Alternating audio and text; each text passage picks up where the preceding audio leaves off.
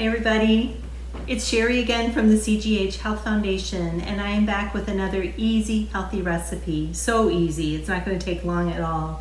Today I'm going to make jam, and I'm going to make jam using chia seeds, and I'll talk about them more in a minute. But the great thing about making your own jam is that there is absolutely no added sugar in this recipe. I don't know if you've read the ingredients on a jar of jelly or jam recently, but usually the first ingredient is sugar.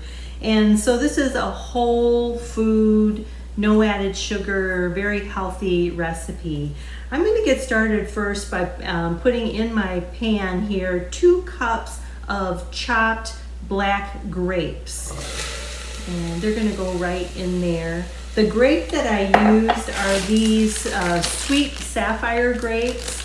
And I've seen them called moondrop grapes. I don't know what the botanical name is. But if you look at one of these grapes, it's such a cute little thing. They're very oddly shaped. They're long and cylindrical. They've got a little dimple on the end of them. I saw them for the first time in the grocery store last year, and I thought I'd buy some, and they're really, really good. They're sweet.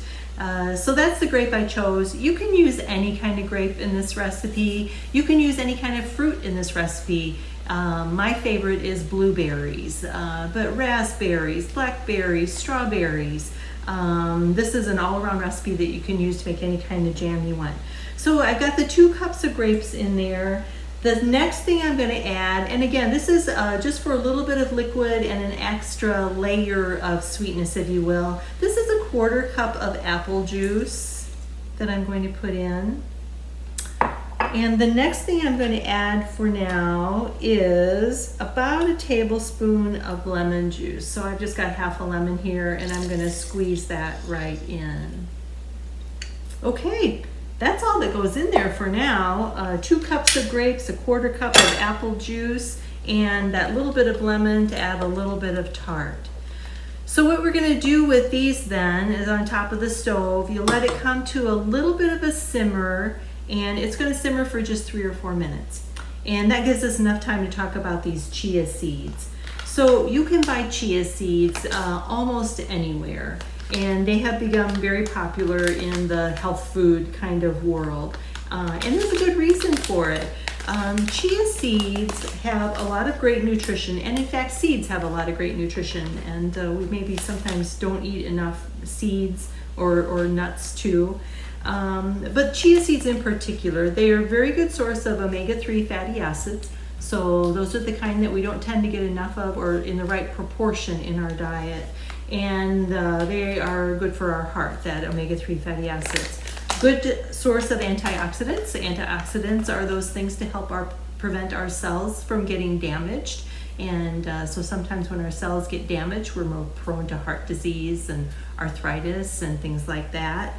They're also a good source of calcium, and some seeds in general are a good source of calcium.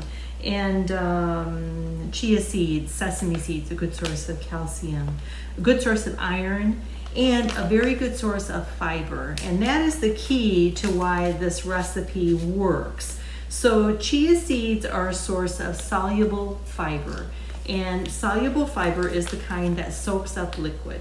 So when it comes to dietary fibers, you have soluble fiber, insoluble fiber. This kind is the kind that's going to soak up liquid. So in the gut, it soaks up things like cholesterol. And because it soaks up liquid, when it comes time to go to the bathroom, it makes things move a little easier. So that is a good thing. It also helps to keep our blood sugar more even. Any high fiber foods take a little longer for your body to digest, and so your blood sugar stays a little more stable. This is the kind of fiber too that your gut bacteria tend to feed on, and so if you get enough fiber, you get more healthy gut bacteria, so that's another benefit of it. And any kind of fiber is going to help you feel full a little longer. Maybe you won't be quite as hungry again soon. The chia seed in particular absorbs almost 9 times its weight in fluid, so you can see why it's perfect for making a jam or a jelly. The outer coating of the seed kind of gels, and the longer it sits, the more liquid it absorbs, and it creates that kind of thick gel.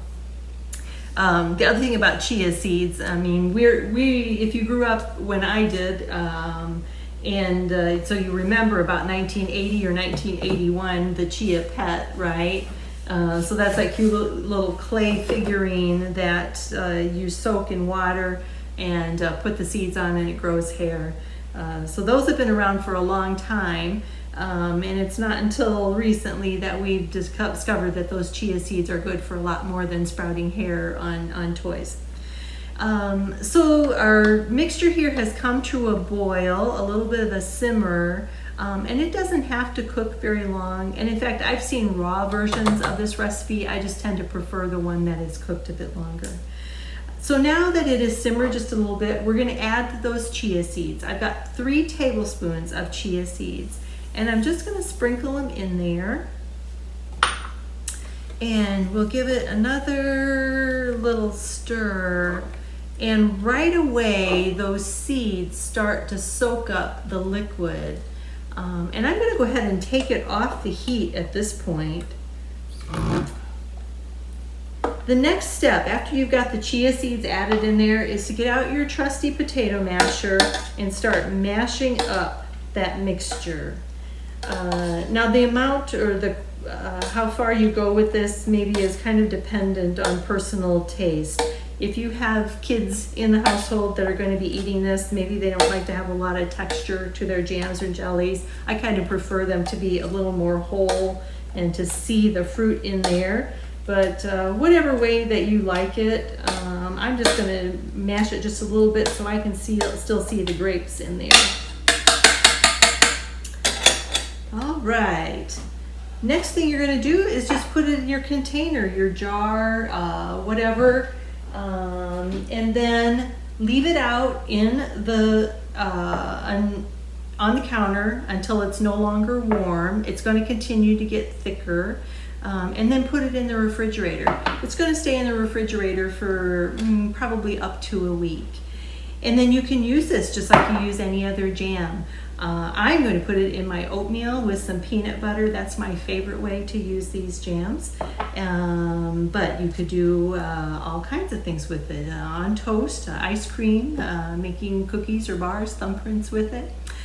It's just a healthier version of the jarred product that we've grown used to from the grocery store. So I hope you'll try this recipe. Let me know what you think. And if you would like more information, more recipes like this, you can go to the CGH website, which is cghmc.com. And under the Foundation tab or the Education tab, just click on What's Cooking CGH, and you will find my blog and our link to more videos like this one. Thank you for watching.